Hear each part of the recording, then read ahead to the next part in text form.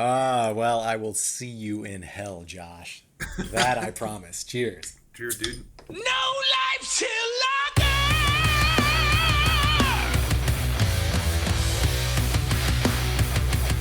No life till lager. Welcome to No Life Til Lager, a show about lager beer, the brewers who make it, and we that drink it. This is a conversation between two people over one or two pints. My name is Em Zuniga. I'm a failed master Cicerone. I'm part of the creative team behind the 6 Most Metal Breweries and Beer Like and Das Movie. And today is a chance to talk about all my favorite things. Welcome Josh Lemke, lead brewer, Surly Brewing Company, that is in Minneapolis and Brooklyn Center, Minnesota. Cheers, hails, and welcome, Josh. Cheers. Hails and beers. Hails and beers. So when I say all my favorite things, I think this is a chance to tie all my favorite misfit projects together, which include craft beer, which include heavy metal, and most recently, and we have this in common, which include fatherhood. We are both new dads over the course of the last year. We are. So I want to talk about all the above and maybe make sense of all of this in the process. So thank you for giving me your time. Thank you for sharing a beer with me. And why don't you take just a moment to tell us about the beer in your hand? What are you drinking, Josh? I am currently drinking Surly Hell, which is our Hellas Lager. Ah, here's to Hellas. What are you drinking it out of by chance? Funny enough, I'm drinking it out of a what's originally intended to be a clear coffee mug, but today it's a clear Hellas beer mug. Best way to start your day. Mm-hmm. Best way to start your day, Josh. I am drinking Pilsner or Kel. We don't have Surly in California where I'm currently based. So I figured I would go with the original, the OG, the Pilsner from Pilsen, which never gets old since 1842. So still very much enjoyed. I still wonder, honestly, how closely this beer tastes now to how it originally did. Yeah, I mean that's a fantastic beer. Well, I will be joining you with Pilsner or Kel. I want you to talk us through Hellas, Surly Hell. I think we've been connected through many different people in many different ways over the years, including the devil himself. I'm pretty sure we have a similar deal going on. But we met in person at Knotfest, Iowa, right? Yeah, and we were talking before that, but yeah, the first time we met in person was Knotfest in Iowa. That was so insane. That's when I was doing the Knotfest beer pit for Slipknot, and we literally erected like a beer tent to run a tasting in a cornfield. I mean, it felt like the middle of nowhere. It was outside Des Moines. How was that experience for you, my friend? I mean, I had a blast. Yeah. I mean, again, it brings two of my favorite things together at once. Is obviously craft beer and heavy metal. So to kind of bring those both together and share some beers with some friends and some like-minded folk. It was fantastic. I had a blast. Yeah. And you got to see some good music while drinking good craft beer. Yeah. That was an if you build it, they will come moment because, that tent the day before, I think Slipknot and all their management was kind of nervous. It was literally just like a blank canvas in the middle of a field. And then once all the brewers showed up, brought their beer, brought the swag, really brought it to life. I think we were an oasis because this wasn't too long after the pandemic, and everyone was just getting back to live music, to festivals and events.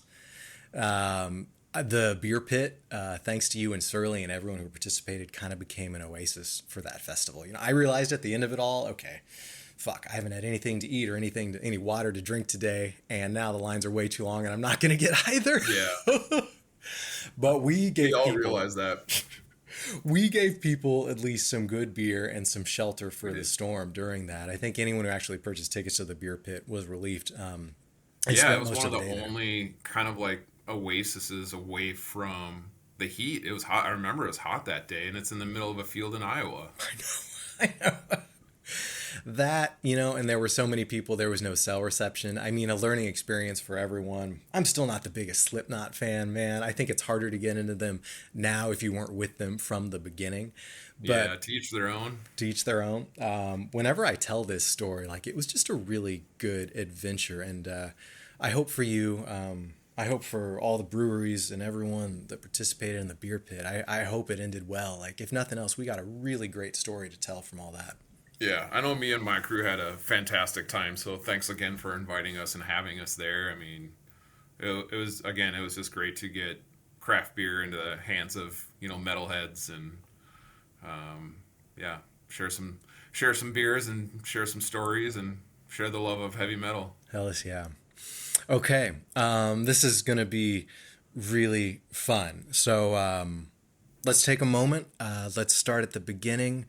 Everyone likes to know who's getting them drunk, or we're obviously going to be talking about lager beer here. Everyone likes to know who's getting them buzzed. You've probably had this experience at festivals, beer festivals. But if you've ever been in a great bar and just seeing the way people come up to the owner, to their publican, just gushing love and praise for kind of sharing their house, sharing their living room with them. Everyone wants to know who's providing this experience. So just take a moment, my friend. Tell us about life before beer. Tell us about some of the other jobs you've had. And then tell us what eventually made this passion your profession. Oh, it's a long story. How much time do we have? Tell us, please. I started doing art in high school, a lot of art. I've always been an artist. And I did a lot of large-scale mural painting. Way back in the day, I've been a mural painter for over 20 years. Whoa. Still do it from time to time. But now my whole creative focus has been on beer the past 12 years. But yeah, I went to college for art. Didn't really get along there. Had some issues with some teachers because they were very traditional artists, and here I am back in the early 2000s wanting to do art with aerosol cans, and they just thought it was graffiti and stuff like that. So we kind of butted heads, and I ended up leaving college and starting to do jobs in some other just random places I could do. I worked at a sign shop doing fabrication for a little bit, but all throughout that time, I was into craft beer. My first real craft beer was skiing out west with my dad in Utah. It was a Cutthroat Pale Ale. Ooh. I believe it was Wasatch Brewing Company that brews it. And then ever since, I've been kind of hooked on craft beer since then. And then coming to a great state or Minnesota, where we have, Summit and Shells and all these other fantastic breweries. And then, like I said, I got back into actually brewing beer going on 12 years ago. So, and I've been with Surly since then. So Surly was my first introduction to the brewing world. That was my first beer job or brewing job, and haven't left because I love it. Amazing. Yeah. I'm not going to say even a happy ending to this story because it's far from over, but I like it that your roots were in art, in visual arts, in fine art. I cannot tell you how many creative people I continue to meet that have found kind of like a safe haven for their expression going into the beer business, whether they're on the brewing side, the sales, or the marketing side. It just provides like a sense of purpose and employment where they might not fit, frankly, anywhere else. And I relate heavily, my friend, to not getting along in college. This is going to sound fucking nuts, but I went to 5 different liberal arts colleges in 4 years just because every single one was worse than the one that came before it. Yep. And I feel horrible saying that because college to me was kind of a gift. Like, it was an opportunity I might not have had otherwise. Yep. Maybe I was just too young and I wasn't ready for it. But man, everything you say about just like butting heads with different teachers, not quite getting along, not what you expected. I think college is just increasingly in question in my mind and in everyone's. And I think to your point, yeah, I mean, maybe I wasn't ready for it, Yeah. you know. Yeah, yeah. I was looking to, you know, be a kid, I guess, and uh, do art and do it at kind of in my own way. Yeah. But in a roundabout way, like art led me to brewing. Because again, I was into craft beer and stuff even before I got to Surly. But kind of how I got to Surly was Todd Haug, our previous brewmaster. I got to know him. He became friends. I got to know him because another buddy of mine and I were trying to paint a mural for Surly, and I just cold called the owner of Surly, Omar, and was like, "Hey, I'm this mural painter. I've been by the brewery. Like, I see you have this wall." I was like, my buddy and I would just love to paint it. We'll do this beer mural for you. Not really looking to get anything out of it. Like, if you throw us some beer, that's great. Just more so just trying to have fun and paint some cool stuff. And Omar was like, "Sure, why not? Go for it." He's like, "Can't give you anything," and we're like, "Yeah, whatever. We'll do it for fun." We Yeah. like Surly as a brand and a company, and um, the culture of beer and stuff. So we ended up doing it, and of course they ended up throwing us a bunch of beer, which is great. But that's how I kind of got to know Todd Haug, and Todd and I became friends. He became my brewing mentor as well. We'd go see a lot of metal shows together, and eventually one day I was just like, "Hey, dude, like, not kind of looking for a career change," and I was like, "Do you have anything for me?" He's pretty much like, "You're gonna be cleaning tanks," and I was like, "Cool, let's do it." Yeah. So I just started cleaning tanks, and then after a couple years at Surly, they actually allowed me to do some artwork for them too. So I ended up doing the 2013 Surly Darkness bottle design, the Surly 8 anniversary bottle design, and some posters and stuff too. So kind of came full circle with all the art, and then beer and everything. So it's, yeah, continue to do that and kind of still get creative in fun ways. There are no accidents. I No, mean, truly meant to be. I love it. I was going to ask if any of your art still survives at Surly to present day. it does. Yeah. So mural art, that original mural, is it still up? What The else have you done original to it? mural's gone because that was at our original facility in Brooklyn Center, Minnesota, which is still there, but it's Minnesota has like really really old archaic liquor laws. Funny enough, Yeah. as being as kind of a more progressive state, I guess you could call us. The liquor laws are just really really outdated. And I know Surly has So one of worked the hard to change those. Yeah, and we'll get to it, but yeah, Surly helped change one of those laws, but.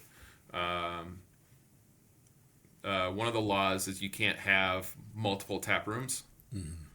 So when we opened our new facility at Minneapolis, we had to close down our tap room at our Brooklyn Center facility. So now it's just an R&D production type facility, Okay. and that's where it was. But because of it, we had to paint over it. Boo. But my poster from Surly 2013 Darkness is actually hanging up at our giant beer hall facility in Minneapolis. And then also my buddy, him and I painted the original mural at our Brooklyn Center facility.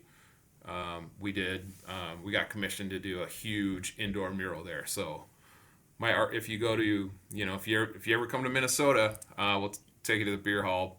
But yeah, if you go there, the huge mural in there is partly mine. That is so badass. Yeah. Before we connected, however it originally was, I've been to Surly. I've been to the beer hall in Minneapolis, and I was always so fascinated by the brewery. So it's great that your art lives on there in many different ways and many different forms.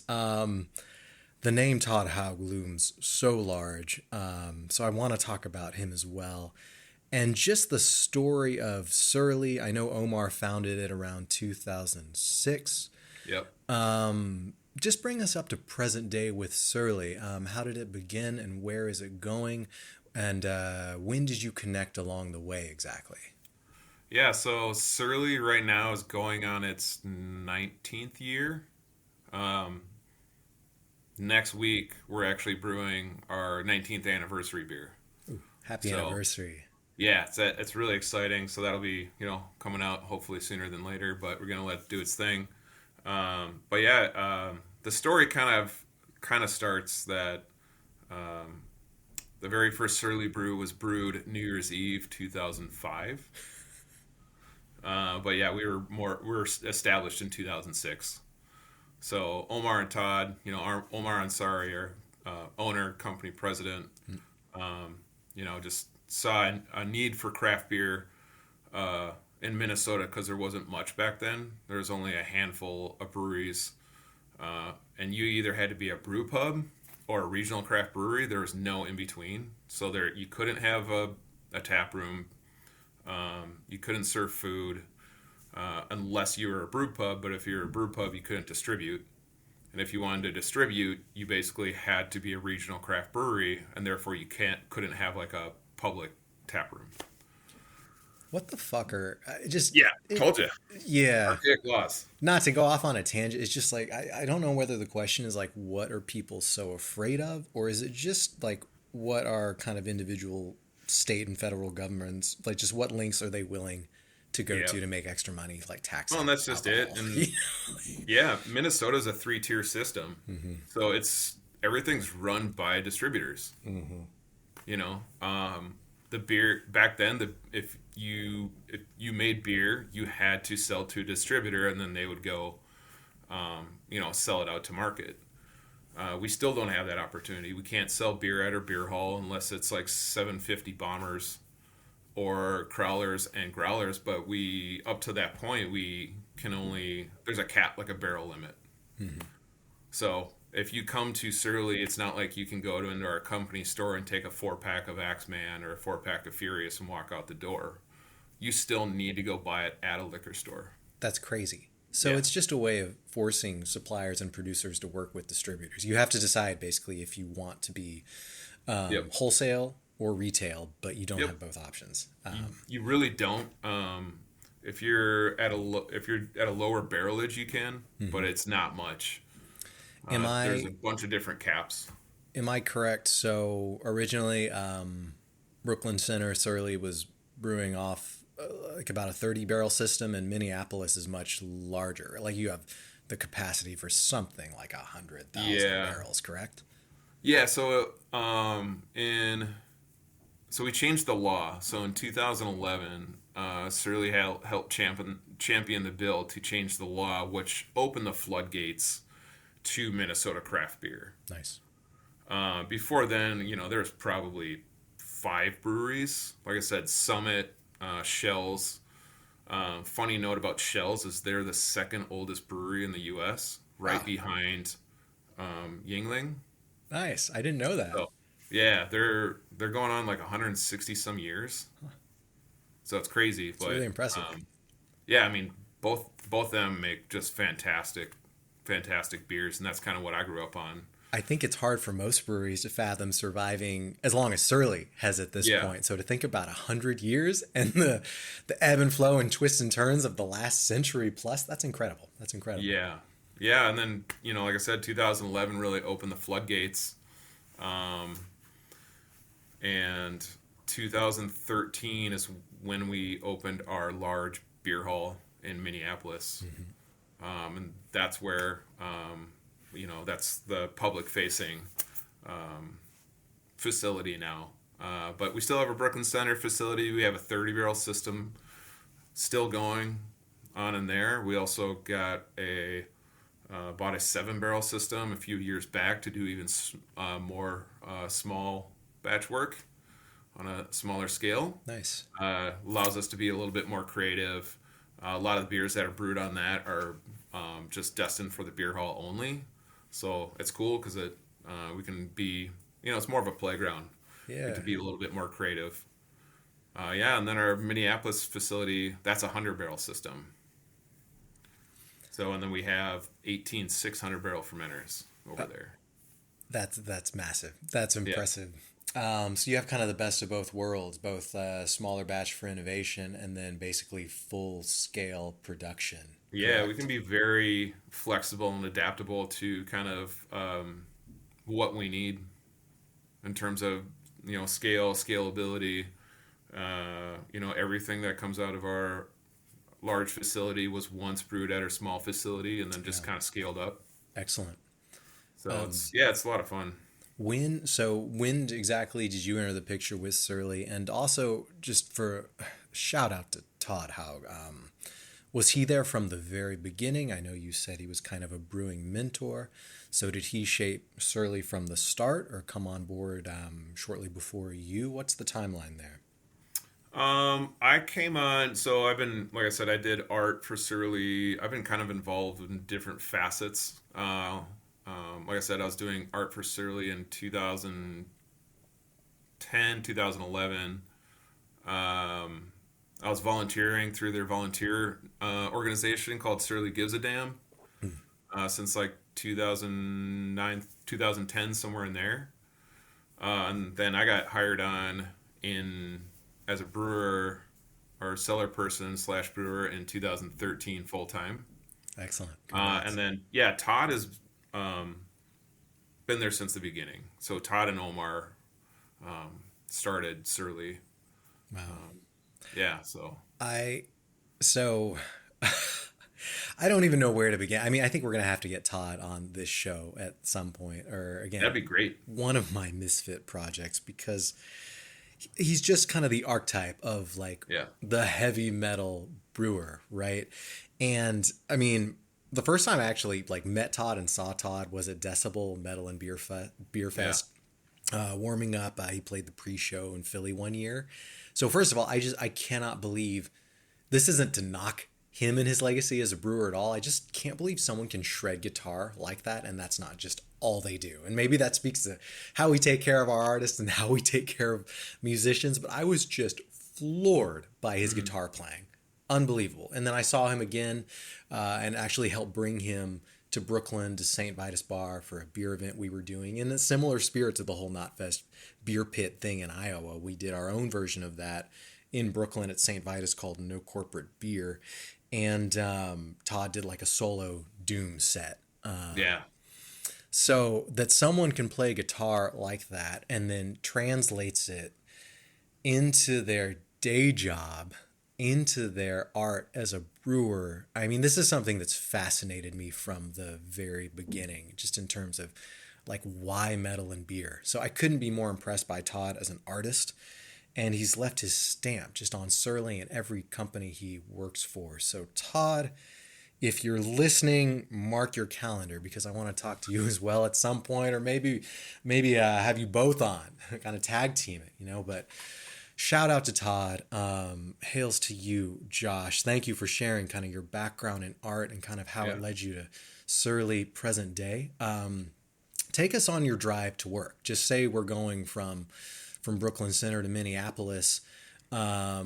Just what does it mean to have both this now innovation facility as well as a full-scale production brewery serving the Twin Cities there? Do you feel like the people and the place are reflected in Surly and vice versa? Yeah. I mean, the cool thing is, both places kind of have their own, God, I'm trying to figure out how to put this kind of culture in a way where, we had Darkness Day, Surly Fest, and a bunch of other events or anniversary parties and stuff at our original facility. It's just in the parking lot. We'd put up tents in the parking lot. We'd have bands play. The Brooklyn Center facility has a cul-de-sac in it, and only up until a couple years ago it wasn't paved. It was just dirt. So the bands are playing, and it was getting all dusty, and it really created this fun culture atmosphere.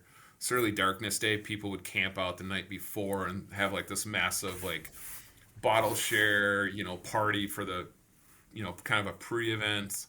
And then nowadays, I mean, there's a whole, we can talk about it, but there's a whole story of Surly Darkness Day, of how it started to getting to where it is today. But yeah, nowadays, like I said before, we had to close to the public at the Brooklyn Center facility because of our new facility. And there, I mean, we have a full-on beer hall. It's modeled after like German beer hall.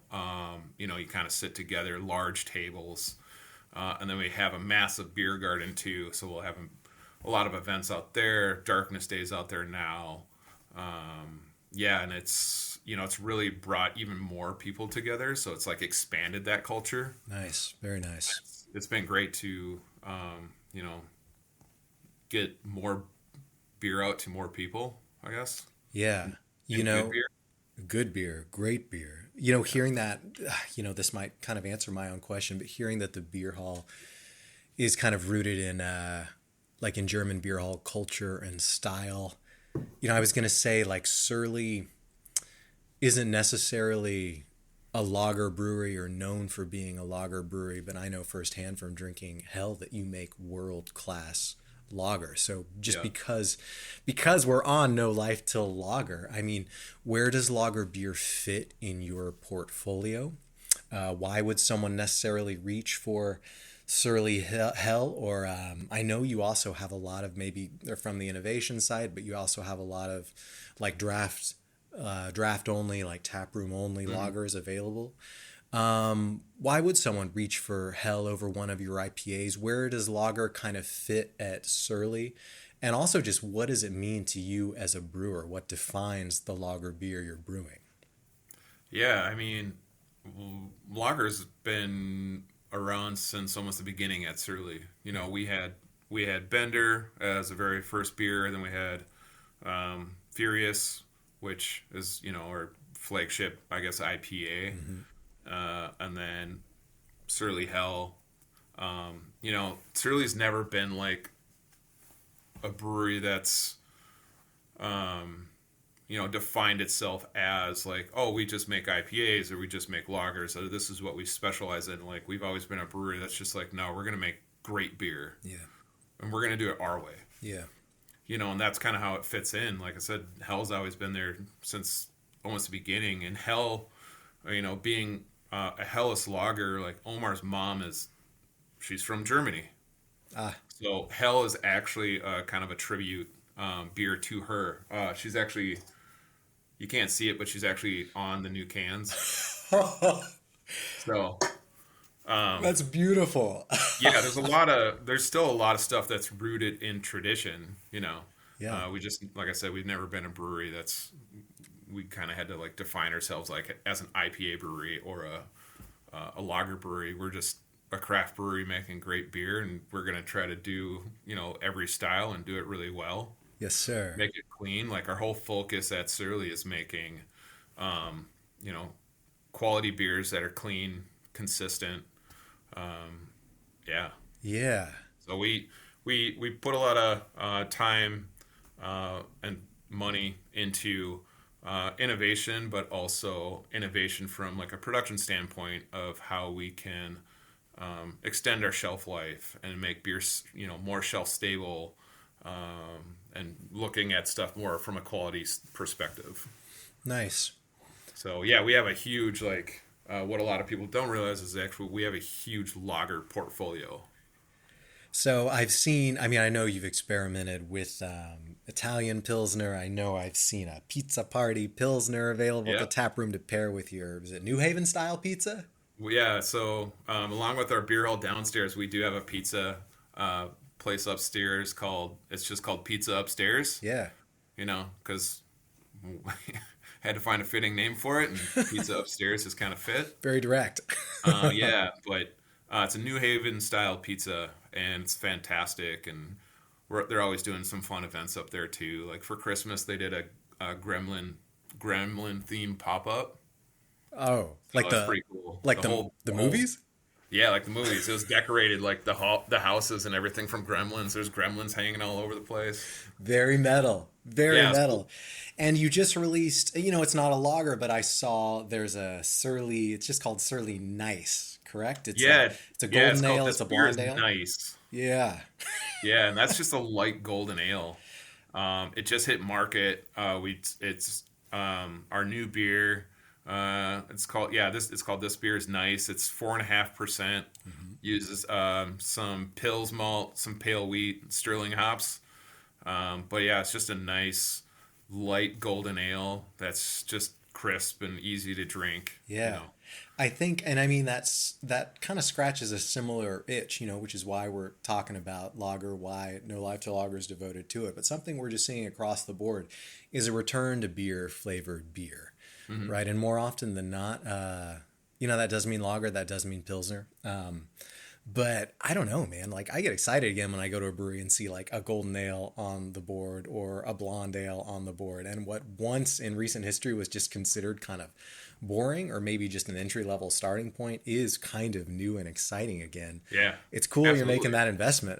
What's up with the Texas 12 pack? Is everything? I'm from Texas originally. Is everything just bigger there? So it can't be a 12-ounce can. It's a 16-ounce 12 pack. Is that correct? Oh man, I want to put a lager in some 19.2s. Yeah, you should. Yeah, that'd be fun. Yeah, don't stop at 16 ounces for Surly Nice. Yeah, 19.2s for the win. 19.2s would be a blast. Yeah, that's great. Yeah, so Pizza Party it's a great beer, but the one I'll really have to give a shout out to, and shout out to the friends over at True, but especially Zach Coleman, is we did a collaboration for Darkness Day last year that is called Death Western. And that is a dark Czech Pils. And that was just, or a dark Czech lager, I should say. And that was just fantastic. It's super malty. Right around 5%. I think it was ended at 4.7. It was a dark Czech lager that Surly and True got together and brewed. It's called Death Western, and kind of came up with that name because both Zach and I are obviously big metalheads, but we enjoy the good old country albums too. Nice. And there was a whole story behind kind of what happened while we were brewing. But, Zach was coming to town, and that's when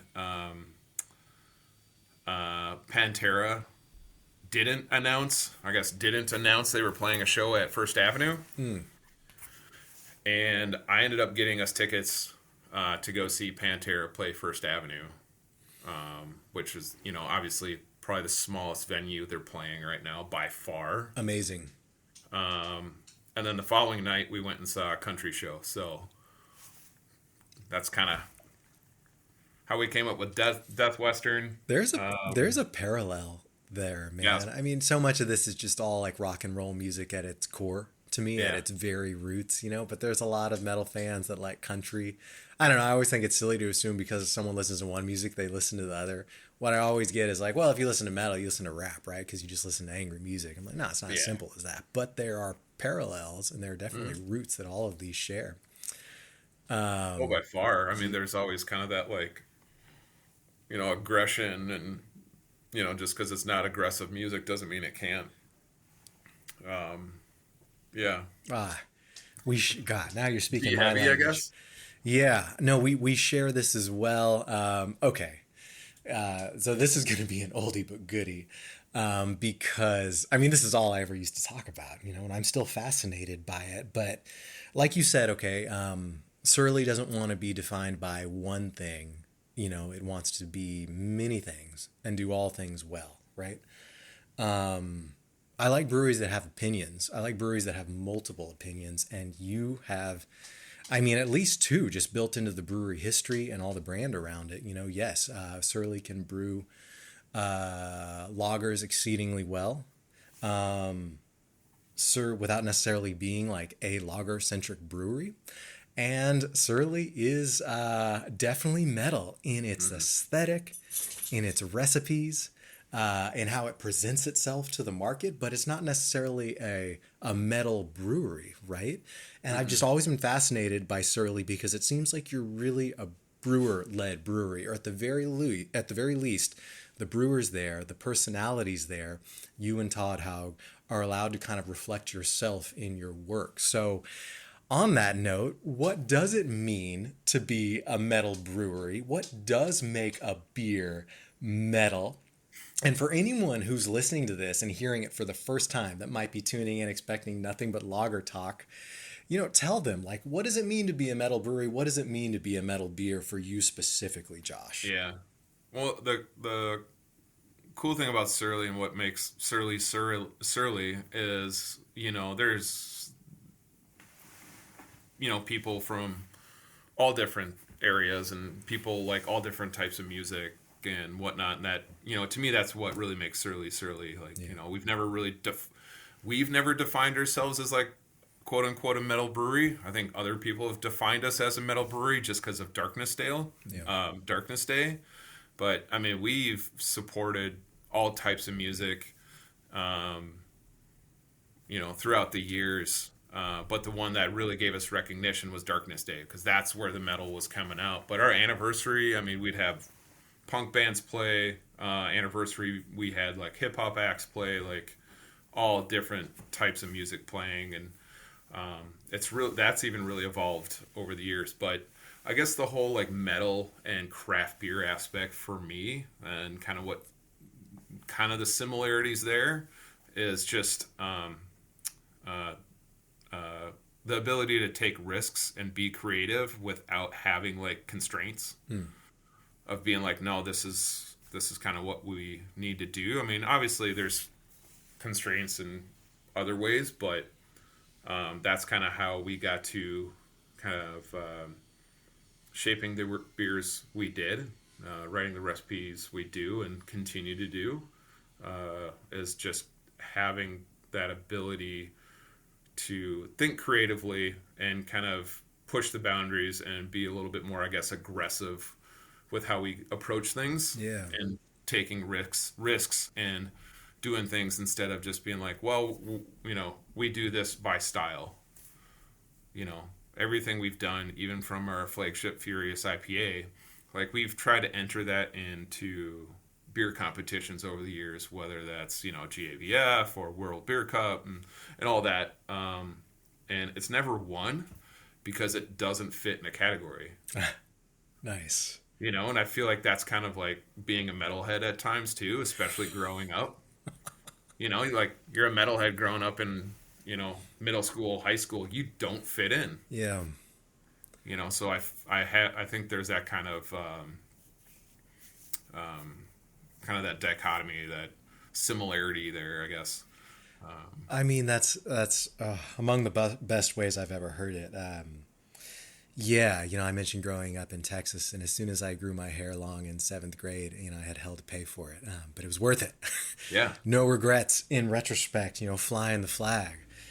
Yeah, man. I mean, I share the passion and the interest. I was just always so fascinated that someone could take that passion, take that interest in music, and just apply it to to another discipline, to another expression, like making beer, like making craft beer, and say, all right, this is going to be heavier, louder, more aggressive, more precise. Like we are going to translate what this music is like into another expression of art, that we're going to share with people. I mean, to me, I'm still really fascinated by it.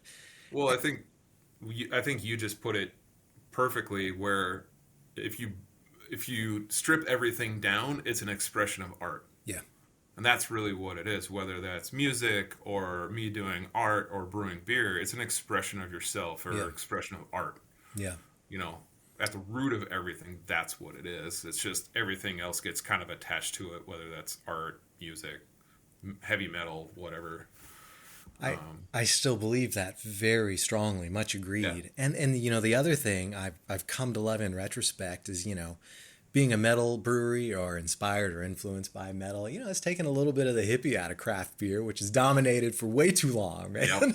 And just similar level, it is like, yes, kind of inspired the same way. And it all makes sense, when you think of the roots of craft beer in Northern California. We don't need another Grateful Dead brewery.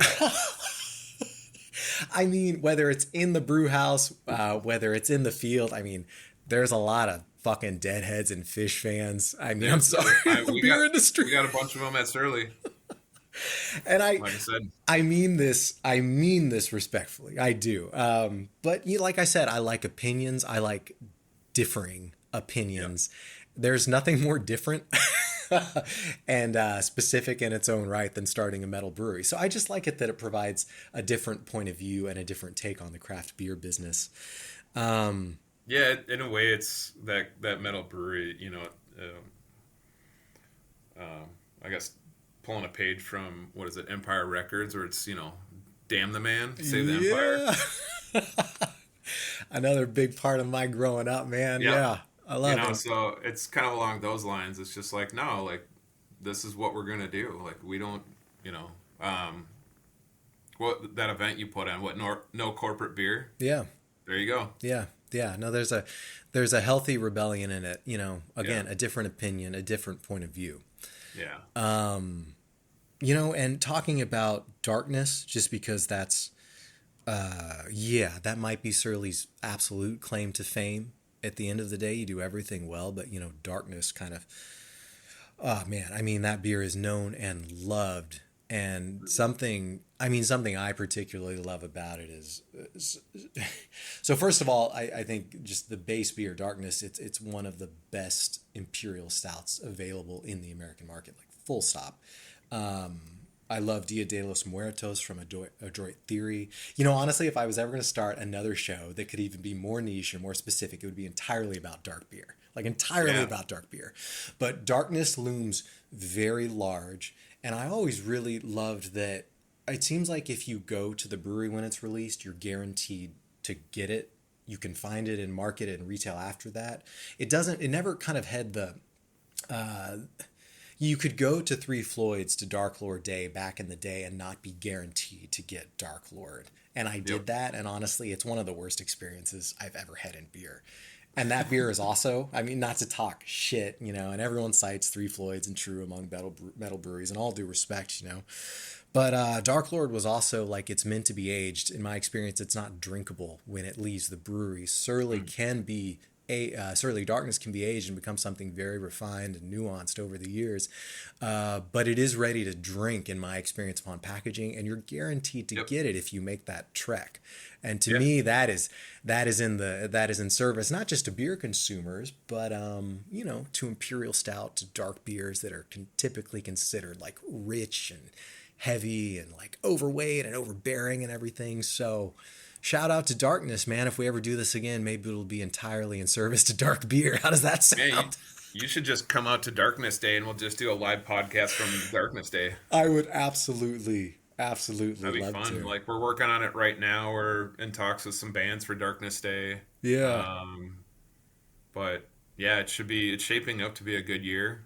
It's the first week in October. I believe it's going to be first weekend in October. I believe it's going to be October 5th this year. Yeah. Whatever that Saturday is, around there, 3rd or 5th. Nice.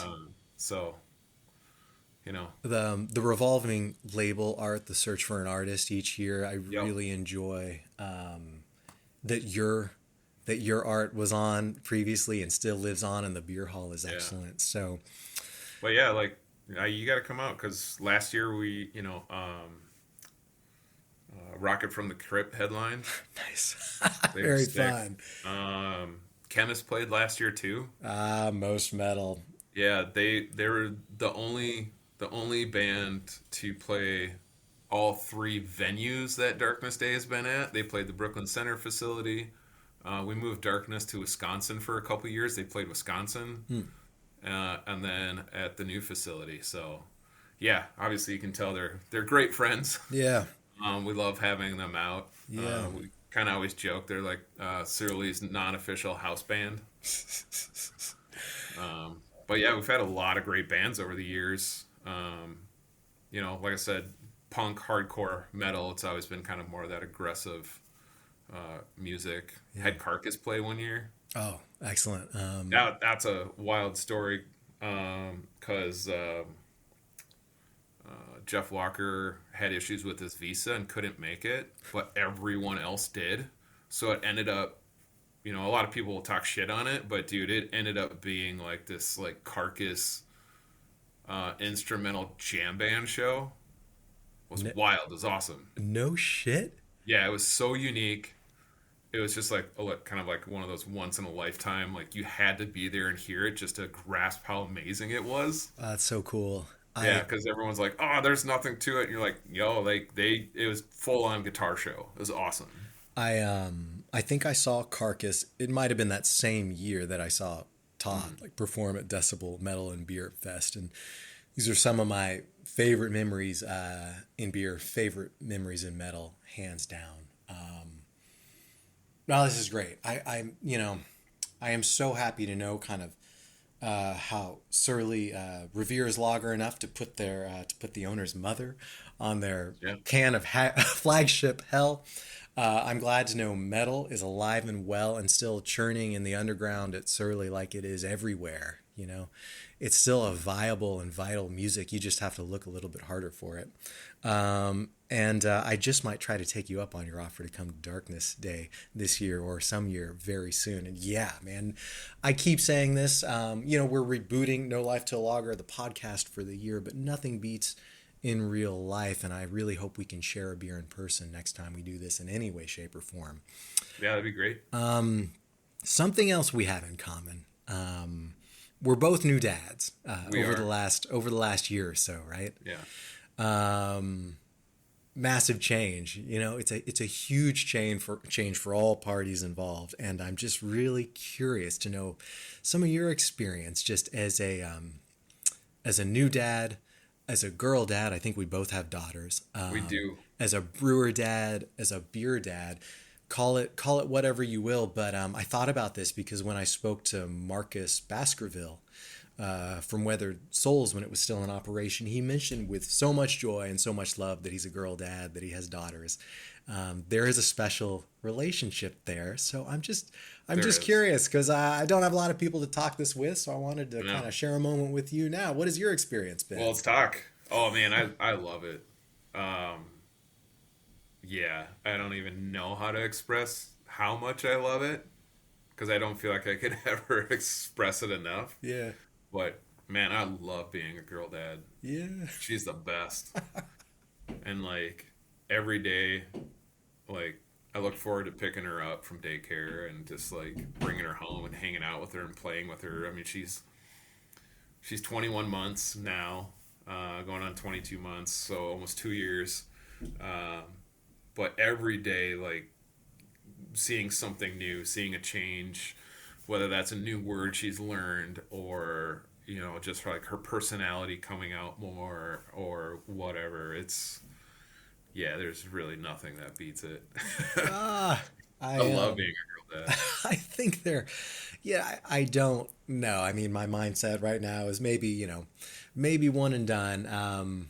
But maybe it's a little easier for men to be just a little sweeter and a little softer having a daughter. And I don't know that. I wouldn't say that because obviously I don't have a son, so I don't know. And I'm never going to say never, but Yeah. there is just, maybe it's a little bit of an opposites attracting kind of thing just because she recognizes I'm familiar but different and Yeah. has just been fascinated from the day we met in the hospital, Yeah. and I've gone through all the stages of like, okay, well, you're a dad now, acting is done, beer is done, metal is done, I guess you finally have to grow up. But she looks so much like me and just Yeah. stares at me so intently to the point I'm like, okay, clearly you see something I don't. Yeah. And I just realized, no, this is far from over. I have reinforcements now, and she's Yep. going to go through all the same things in her own way and pursue Yeah. her own path. And maybe that's not like acting and performing. Maybe it's not beer and metal. But I bet it's going to be a little bit weird. I bet it's definitely going to be unique. I know it's going to be special, man. So, Yeah.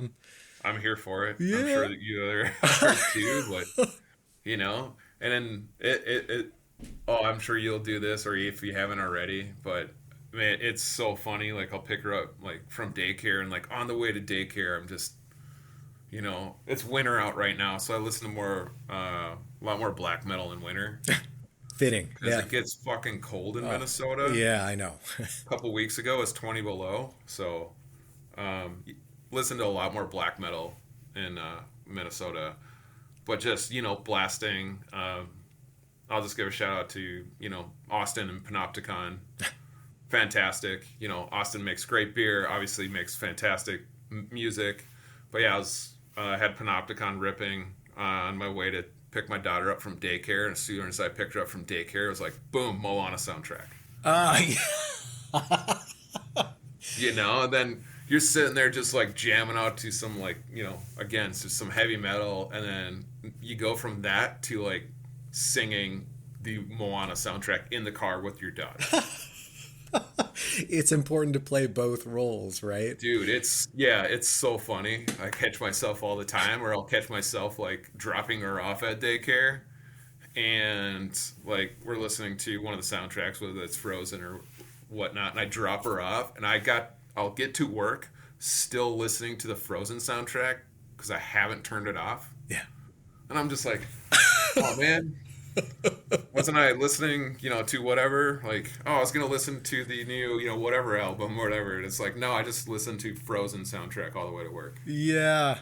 Oh, I mean, Like, God. you just get in that because you're just like, that's routine, but that's the love that you have. Yeah, my friend. I will drink to that. How gratifying is it going to be when things start to come around full circle, and she's suddenly more interested in your music and curious about what you've been listening to? Yeah. Yeah. No, I mean, she does.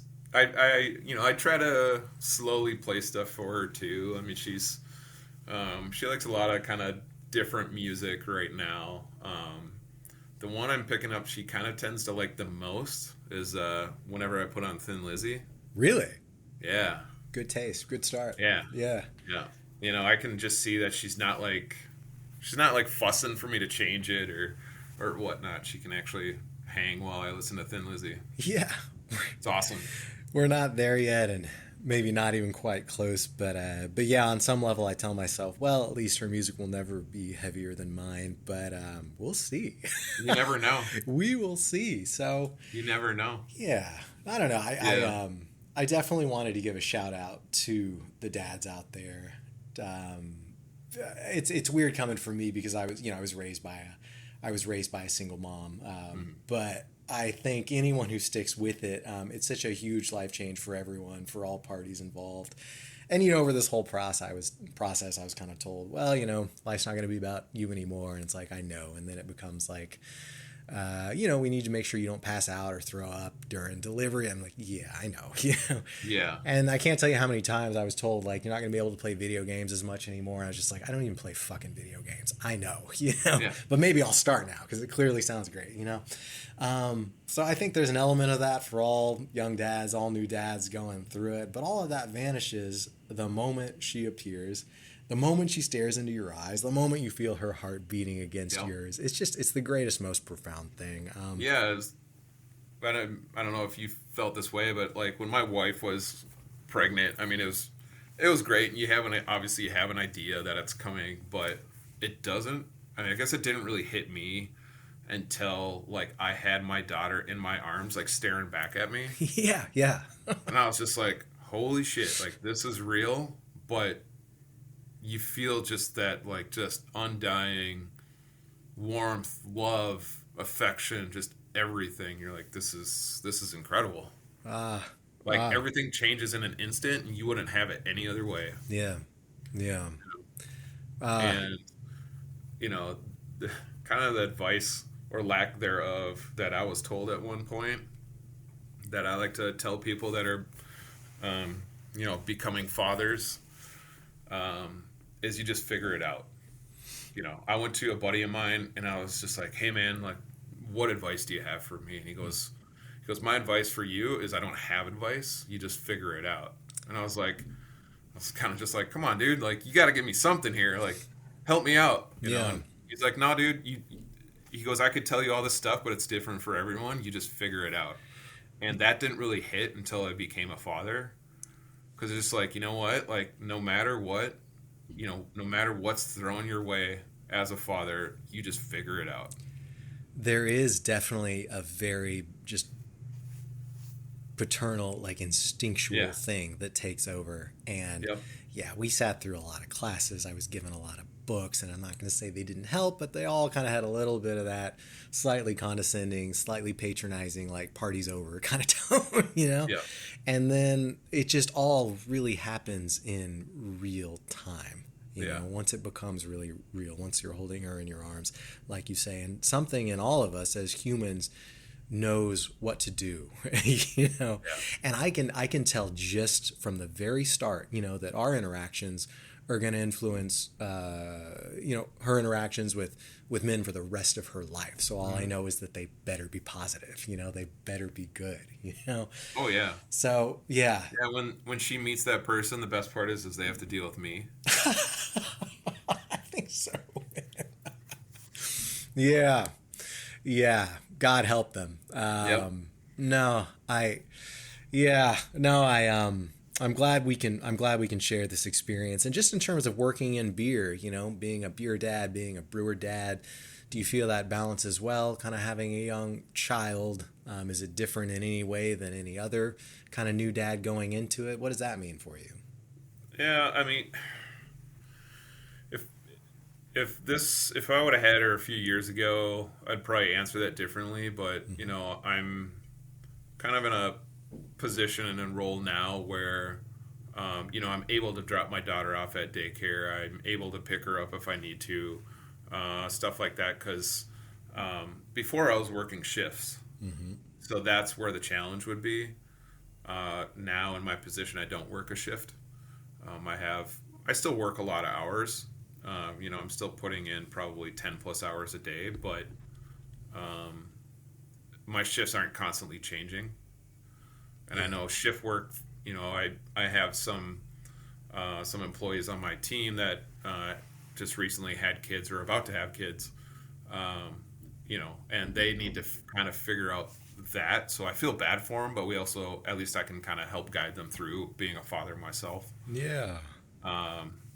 But yeah, I think that would have been probably the most challenging. It's just like, because we work like two shifts, 2 weeks at a time.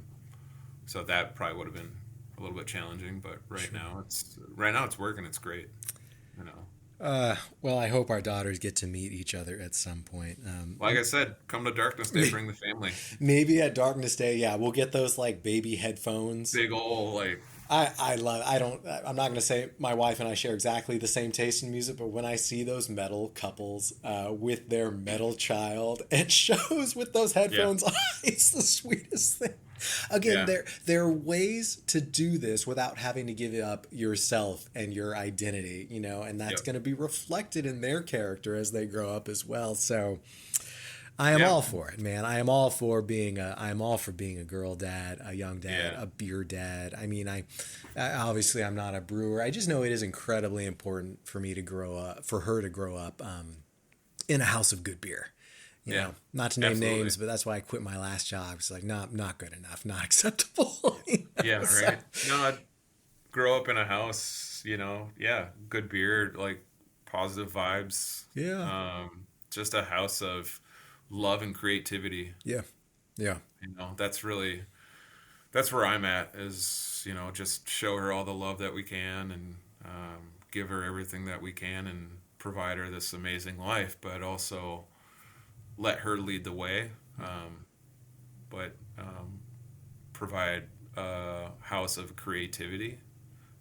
Doesn't matter what that is. Yeah. But hopefully it's something. Very well said. There is probably nothing more important than cultivating her imagination, Yeah. And just seeing how, like, all her toys, for a child, these things are real. They are really real, Oh, yeah. And we lose that as we kind of grow up and progress in life. But not them. I mean, you can see that magic and that wonder. I guess you're able to really observe childhood in a way that you can't when you're a child. That alone is well worth it and fascinating. But yeah, there's a good little.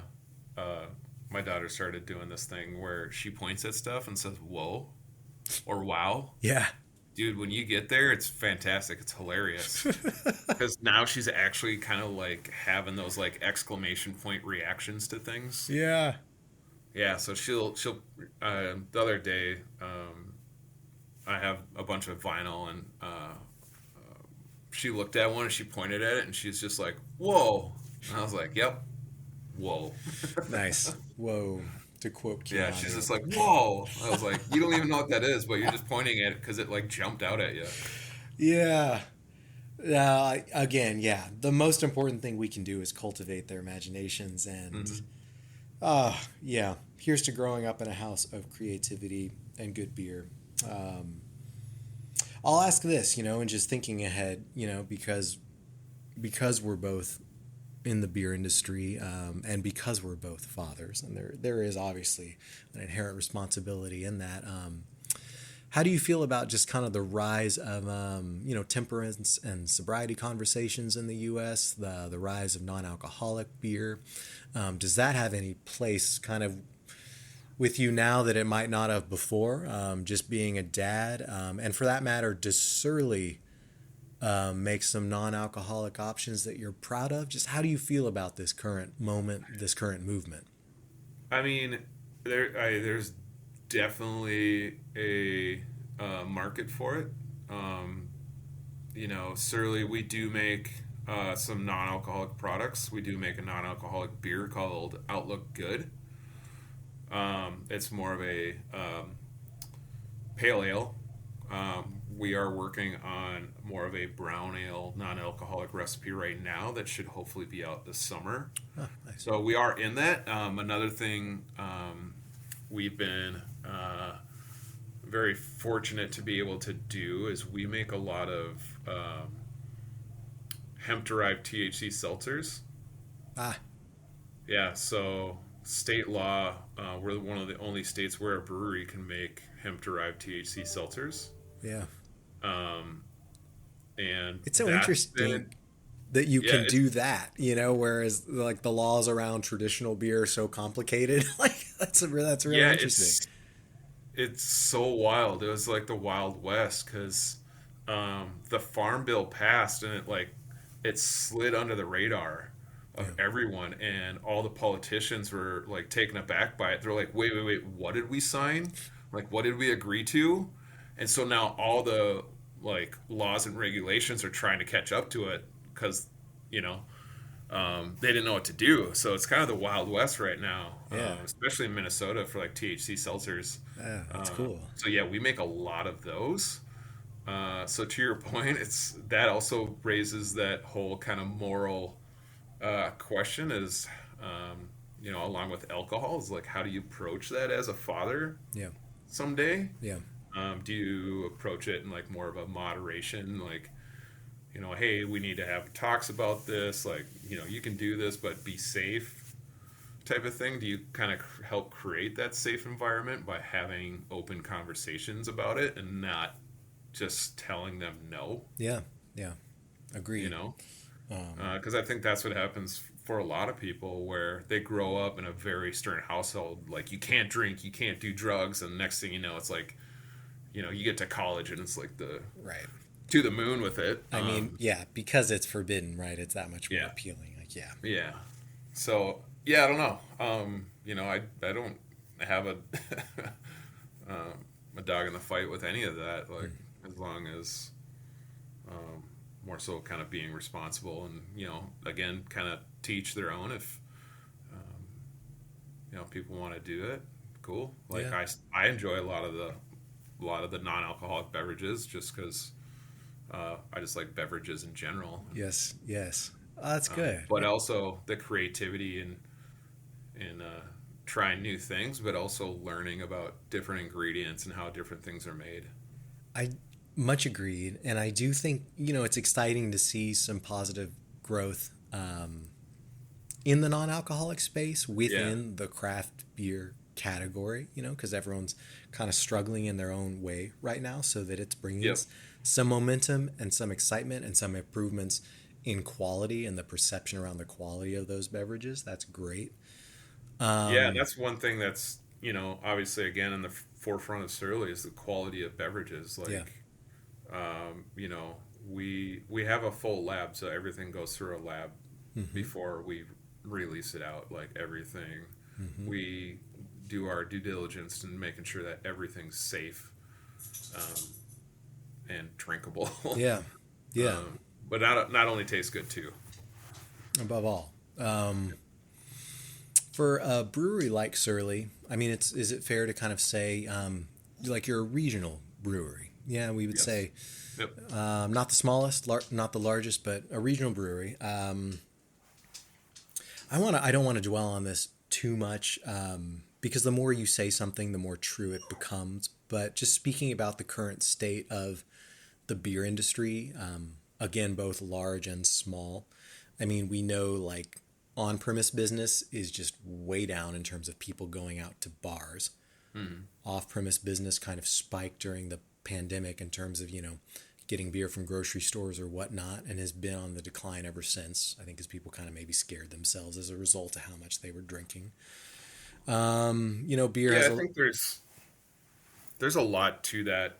I think the pandemic did a lot of different things. Like the Yeah. pandemic changed the way people drink, Yeah. or the consumers drink. The state of everything now, the price of stuff is changing the way people drink. Yeah.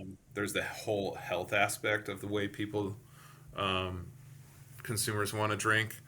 But one thing, my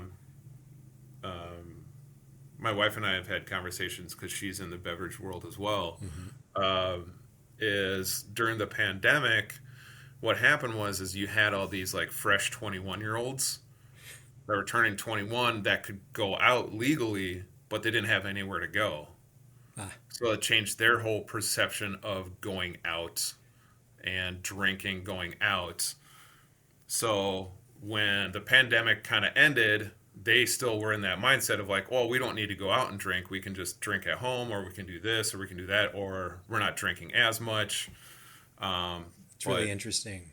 Yeah, we're starting to hopefully see that kind of flip back around, because there's now a new, I guess, batch of people turning 21, and now they're able to go out and do things. So, it's not going to be like a night and day difference. It's probably going to be a slow process of hopefully coming back up. I mean, that alone gives me a lot of hope. Yeah. I think there's a little bit of, I mean, it might sound stupid, but there's kind of an image problem Yeah. around beer, and specifically around craft beer. Is it your parents' beer? Is it now your grandparents' beer? It's just not exactly new anymore. Yeah. 100%. I don't want to get too deep But also, into. like, yeah. Go ahead. There's that, but also when, the floodgates opened for the craft beer boom, pre-pandemic, like, it was a mad rush. Yeah. I mean, if you actually look at the numbers, there's still way more craft breweries nowadays than there were, like, even probably 10, 15 years ago. Yeah. It was just definitely. everything kind of peaked. And now, there's, unfortunately, there's a lot of breweries closing, but just my own personal feeling, I think, it peaked too high. Now it's coming down, and now it's going to plateau out to kind of where it wants to be. I mean, what goes up must come down to some degree, right? Yeah. More breweries in operation than ever before, and you've cited Surly's commitment to quality many times. Most of those breweries, or many breweries, at a certain stage of startup and development, they don't have a lab devoted like first and foremost to quality. And it's not just that, in the ongoing battle between like beer and spirits, that I think has been a part of America's history ever since it was America. Spirits overtook beer last year for the first time in recent history, but that's leveling out now, and they're again neck and neck, and beer is back up. I mean, this story's going to go on and on. Bud Light made a grand sweeping gesture to try to capture what they thought Gen Z wanted, and ended up losing their market share to Modelo, which is hilarious. Yeah. So, But again, like, one thing, I've said it before and kind of pride myself on Surly, it's just our ability to kind of adapt to a ever-changing environment. yeah, So, we're releasing the this beer is nice. Again, the light golden lager, light golden ale. That's coming out. We're releasing a like cream ale with blood orange and vanilla that has more of those like fruity components to it, but it's still light, drinkable, low ABV. Yeah.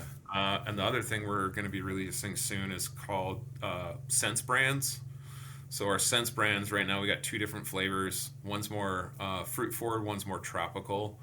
But those have THC. One's, I believe, CBG or CBD, but they both have adaptogens in them. So like mushroom components to have those like different like health benefits to them. So those are really exciting too to get out. So that's kind of what we're trying to do to, like I said, pivot and adapt, stay relevant, but put out great product too. An excellent way to meet this moment and meet these challenges. And the last thing I want to say on this is just the looming threat of tariffs. Not so much a threat anymore, honestly. I mean, they might be rolled back as quickly as they're starting to hit, but tariffs on Canada, on Mexico, we get aluminum from there, and China, we get steel from China for brewing equipment. We get aluminum from Canada and Mexico for cans. I mean, just is this impacting your business? So for someone like Surly, so let's call them a regional brewery. Let's call Surly a production brewery. Just how do you plan for the year ahead? How do you continue to run your business going forward? Are you feeling those impacts? And just in light of everything that's happened in beer in recent years, just how do you continue to kind of project and pivot as needed? How does the future look to you at Surly, Josh? Well, thankfully, a lot of those conversations aren't on my lap. Omar can have those, but those, a lot of that stuff, especially when it comes to malt, hops, cans, all of that stuff. It's a lot of it's just having those close relationships with your suppliers and just having those conversations and seeing what we can do and how we can kind of all work together to hopefully ease the burden that might be coming. So I know those conversations are happening. Obviously, like everyone's been well aware of these things for a while now. So everyone's kind of prepped for them. Thankfully, a lot of the malts that we use at Surly is right now in the U.S. We use a lot of Rar malt from Rar Malting in Shakopee, Minnesota, which is one of the world's largest malt houses. So we actually have that right down the street. Excellent. That helps us out. Yeah. And I know the beer hall. We have a VP of hospitality there, and they're talking things over and stuff too. But hopefully, the hope is it doesn't impact us. That if it does, hopefully it's not much at all. Yeah. We do a lot of contract work too with a lot of THC beverages, so we're keeping a close eye on that as well. We know we do have some supplies from contracts that come from Canada, so just continuing to keep a close eye on that and just having those close relationships and conversations open to hopefully ease the burden. Like I said, ease the burden. But I kind of joke around, and someone's probably going to steal this idea, but I have a great idea for a beer that I think people would appreciate. It's just a joke, but I wanted to call it it's a lager. So you'll get a kick out of this. I want to call it the Terrific Lager. You heard it here first. Copyright it, trademark it, just in case. I love it. Yeah, Terrific Lager.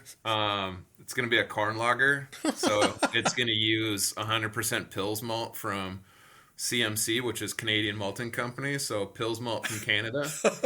And then I wanted to get Mexican corn, some like heritage corn from like Oaxaca. Yeah. A Mexican corn lager. But it's called the Terrific Lager. Best part about it, $30 a pint. We're talking just a standard 16-ounce pint? Yep, $30. You know what? Terrific Lager. I would pay it. I would pay it. I would buy it. I welcome it. One thing breweries are really great about is kind of rising to the occasion whenever there is crisis or a disaster. The We Love, the We Heart LA kind of movement around the recent wildfires is bringing a lot of breweries together, making collaboration beers to drive profits for people impacted by the fires. Yeah. I'll take your Terrific Lager. I'll buy the $30 pint. I'm happy to support this project. Yeah. Who was that? Was it Sierra Nevada that did the Resilience? Yes. That was in response to, was it the Paradise Fires or massive wildfires in Northern California. Yeah. Yeah. That was a few years back, but a beer like that was cool to see because it really, breweries from all over the country jumped on it and kind of brewed their own take on it with they provided like a base recipe and you could kind of change it how you wanted to kind of fit your brand. Yeah. Or if you're a lager brewery or an IPA brewery or whatever. But yeah, I mean, that was cool to see, like, to your point, like the craft beer world kind of come together and raise funds for a great cause. And they've done that a bunch of times. But I think to your point, like, the creativity again in the brewing world of people to kind of rise to that occasion and either, have benefits, donations, or just, again, just poking fun at stuff. I'm really glad that Surly isn't starting to sweat too much. I mean, you're right to say that, life is relationship driven, business is relationship driven. So you want to cultivate good relationships with good partners to ride out tough times. Yeah. And I will take your Terrific Lager. I'm going to be watching and waiting for that. I don't know. That was just my own personal one. I don't know if Surly will go for it, but something I want to do. Well, we're going to lighten the mood a little bit further as we start to wrap up here. I have a few kind of just rapid fire questions that I do enjoy asking everyone just to see what they say. So despite everything hitting the beer industry, few celebrity lagers new to the market. We have Real American Beer from Hulk Hogan. We have a Garage Beer from the Kelsey Brothers. I remember now, I know we have, it's now being the Wrexham Lager. It's being brewed in the United States now, I think, given the association with Ryan Reynolds and Rob McElhenney. Haven't had any of these beers, can't speak for them. It's interesting. They're all lagers in any case. But what do you think, we brewed man? a lager for a celebrity. Who's that? King Diamond. Oh. So, well, okay. I think you just answered this question. I was going to say, if you were going to brew a celebrity beer, a celebrity lager for said celebrity, who would it be? I mean, is it still King Diamond? Because I can't necessarily name a better answer to that question. I mean, if we're just joking around, like, I don't know any celebrity who I actually brew a beer for, because it's like the whole like celebrity just attaching their names to a tequila brand or a vodka brand or fucking cell phone company or whatever. It's there's no heart in it. It's just meaningless. Agreed. But I guess in the celebrity world, in our celebrity world, we brewed a Czech lager for King Diamond a few years back. Called Black Horseman, and that was cool. Yeah, I got to meet the king. It was cool. Got my photo with him and everything. So that's the kind of stuff, like, I guess, celebrity stuff that I would nerd out about. Yeah, me too. But in terms of like an actual quote unquote celebrity, I don't know. Yeah, I will take King Diamond any day over the rest. Another question. This is a one-word reply, yes or no. This is for the beer geeks and the beer nerds out there. Decoction mashing, yes or no? Oh, man. Put me on the spot with that one. Very controversial in the beer biz right now. Yeah. Personally, no. Personally, no. Yeah. All right. Shots fired. And, it's hard to say. I do think there's benefit. You said single answer, yes or no, but I do think there's benefit to it. Yeah. It's just in a very quick production setting. Mm-hmm. It's hard to do because you're eating up time and resources. Yeah. the end of the day, like, we need to make products. Like, Yeah. that's just the reality of it. No, that's kind of big part of what I'm asking is just, is it possible at Surly? How would that impact your process? Yeah. And we have the capability to do it. We just don't do it because we need to make other stuff. We do step mashing and stuff like that, but decoction mash it, takes a little extra time, a little extra work. Yeah. Okay. But So that was Terrific Lager. That was King yes, Diamond. we'll and that was a do the resounding Terrific no Lager and to decoction mashing. yeah, decoction mash that. Last but not least, is there anything else you want to say? And very specifically, is there anything you want to say to someone out there who's 21, deciding what their first maybe legal beer should be legally? Or anyone who's 101 deciding what their last beer should be? What do you want to say to beer drinkers out there on every end of the spectrum? Keep searching. And by that I mean, or I guess keep searching and stay creative. And I guess by that I mean, there's just so much good beer out there. Keep drinking good beer, but don't be afraid to try new things to see what you like. And then when you find something, keep drinking it. I mean, I always go back to lagers. I have a very, very soft spot for quote unquote that people call shitty beer. I saw you posting hams recently. No shame in hams. I love hams. Yeah. I will crush hams any time of the day. Mm-hmm. I mean, don't be afraid to get out there, try new things. There's a lot of great beer out there. If you see something on tap, you go somewhere, you see something on tap that you have before, and then something you haven't had before, try the one you haven't had before. Give it a go. Like, why not? There's nothing to lose. Try something different. Have conversations with people at the bar sitting next to you. If they're drinking beer, ask them what they think and what they're drinking and why. Strike up those conversations and just drink good beer. Well said, my friend. Both these interviews so far for the year, you as well as Lisa and Kevin from Heater Island and Gold Dot, are encouraging me to get out of my shell, get back to the bar, and to strike up a conversation and make some new friends. Beer is good for that. Craft beer is good for that. Lager beer is good great for the soul. that. Yeah. It really is. Very well said. Beer is good for our black souls, that's for sure. But that's why I'd like to, in like Germany, yeah, right? Beer brings people together. Yeah. Beer provides kind of an avenue for conversation and to meet people. A bar is just a building. Bar is just a building. If the beer is the resident, if the beer is the tenant, I think you're saying get to know your neighbors. Yeah. Yeah, get to know your neighbors.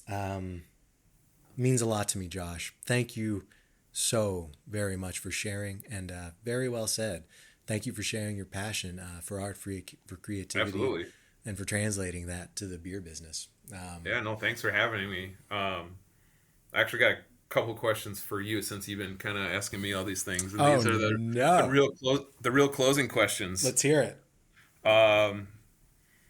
It could be one answer, two answers, but what are your favorite beers you're drinking right now? What are you currently listening to? And then if you had to offer dad advice, what would it be from, becoming a father? Oh, man. Well, this interview is about you, not me. But in the spirit of fairness, I appreciate the chance to share all of that. Mm-hmm. I think, okay, so in terms of what I'm drinking, I will say I do, while I still have a healthy sense of curiosity and trying something new, I think more than ever, I'm thankful for beer and breweries that I know I can rely on consistently. So there's something I'll tend to always have something on hand, whether that's Pilsner Urquell like I'm drinking now, whether it's Sierra Nevada Pale Ale, or like very specific example I'm going to cite is Death and Taxes from Moonlight Brewing in Santa Rosa. I literally always have it on hand. Dark beer, dark lager specifically is my favorite style. I can drink it all day, every time of year, paired with anything, any food, any experience, any setting, and it never ceases to satisfy. So I'm glad you made one with King Diamond and you made one with True. I mean, again, preaching to the choir here. But that is something I always have around. And I think that also reflects my musical taste. Since you ask, I wish maybe it was a little bit more diversified and varied and adventurous at times, but I find there's certain bands I just click with, and I love to live in that world and know that it's always there for me to go back to. That represents every phase and every stage of my life. Since the pandemic, in all truth, it has been Deftones more often than not. But there's a couple bands like in the that are still working, that are still underground, even if they do have some following and known. But they're bands like Yob, they're bands like Amun Ra that I just like. I mean, seeing them live, I cannot imagine these bands. It's also like talking about Todd playing guitar. I cannot imagine these bands. I'm sure they're good at everything they do, but I can't imagine they might have to go work a day job when they're home and not touring, just because their music is so profound. Yeah. And then to new dads, you know what? Like, I am. So first of all, stay calm.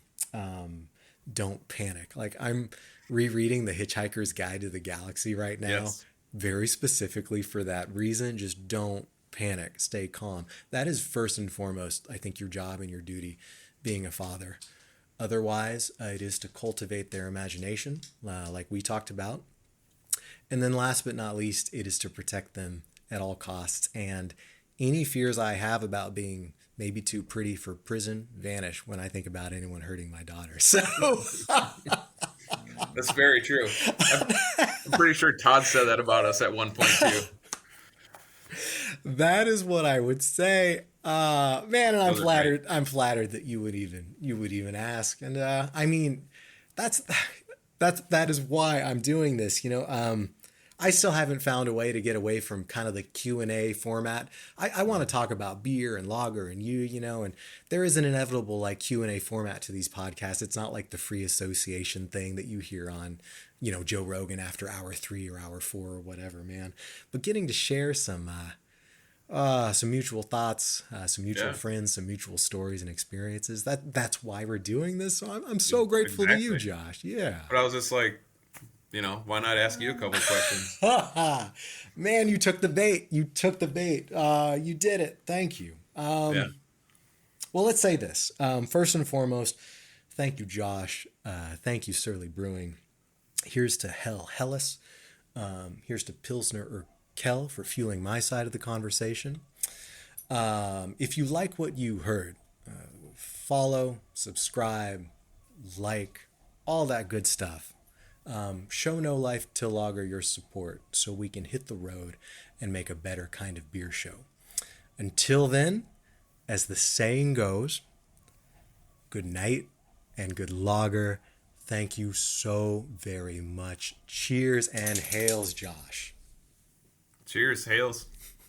Hails and ales. Hails and ales, be it from a dimple mug or a coffee cup. All right, that's a wrap. No